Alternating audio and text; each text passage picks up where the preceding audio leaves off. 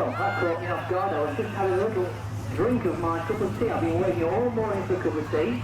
And one came over, no sooner made a start on it than, wow, that's a bit intense.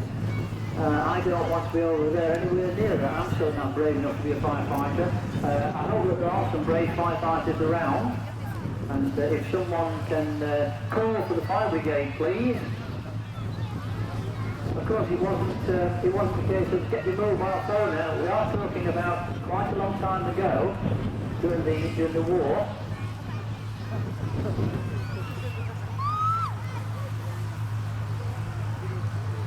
This particular vehicle that's going to be used was actually built in 1939.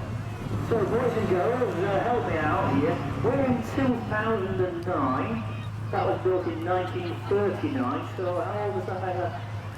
Let's see, 1939. No, from carry on. That's about 70 years old. Now that's certainly older than I am. So here he comes, look, and I'm sure he's going to do a brilliant display for you. All those crew are wearing the authentic National Fire Service uniform that would have been worn at the time. You look at the firefighters of today, look at the equipment they wear, and rightly so, they're very well protected and they do deserve it. But look at these guys, Milton-type tunics, a cloth-type tunic, and there they've got plastic type of leggings on. They've got rubber boots, and just before they got there, the local wardens managed to get there with his stirrup pump, and he's doing a sterling job there. He's doing his very, very best to control this fire. But the crew comes in with the Dennis Light 4 pump, new originally with Watford Rural District Council, and then it went on to a chemical company. In 1957, when he was nearly 20 years old, he went to Murphy Chemical Company, and they're in Hertfordshire, and then they sold it 10 years later into preservation, and the current owners restored it fully, keeps it working like this, takes it round to shows, puts on displays, and he's brought it all the way from Buckinghamshire, so you imagine what that would have been like, driving that thing all the way up here. It's nothing else, he must have been keeping me down the petrol gauge. I suspect he must have filled it up 2 or 3 times. But what a beautiful vehicle it is. Rolling out the canvas hose, not like the modern hose. This hose, when it was taken back to the fire station, all the hose had to be unrolled again and hung up in towers to dry, or else it rotted. And then what happened was, to go to the next fire, as soon as you put pressure through it, it would burst. They went on from total canvas hose to a rubber-lined hose, which was much better, but still needed drying. And now the modern hoses, of course, much better.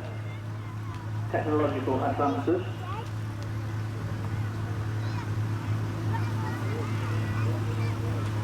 If you're around tomorrow, ladies and gentlemen, we do have another wartime vehicle coming. We've got a 1940 Austin K3, and that was an auxiliary fire service heavy unit used in London during the Blitz.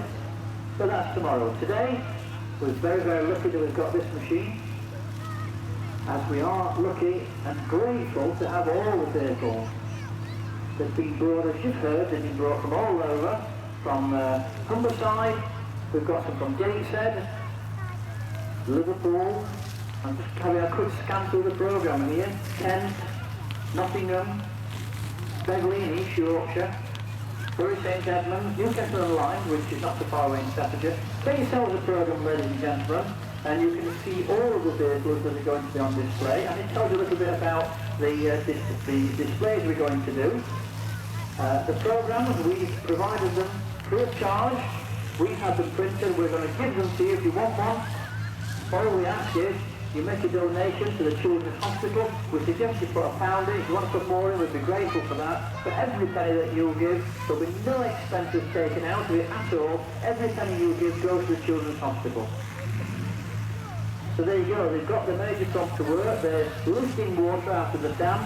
There happens to be a convenient dam in this arena, but of course, what they'd have to look for, they'd look for a river or a stream. and they might have to dam it up before they can get the water. They'll have to block the flow to make the water deep enough to set the suction hose in, and then the pump on that vehicle is not only pumping water onto the fire, but it's sucking the water out of the dam first, sending it through the pump, sending it along the line, and putting out the fire, and what a good jet it's providing. 70 years old, ladies and gentlemen, and it still works as well as that.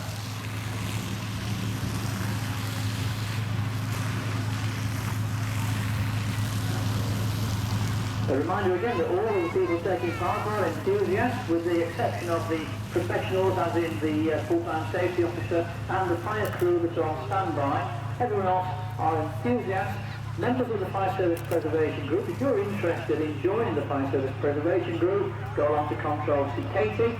She'll take details from you, and we'll make sure that some information is sent to you. Next year, you might be here taking part in this display.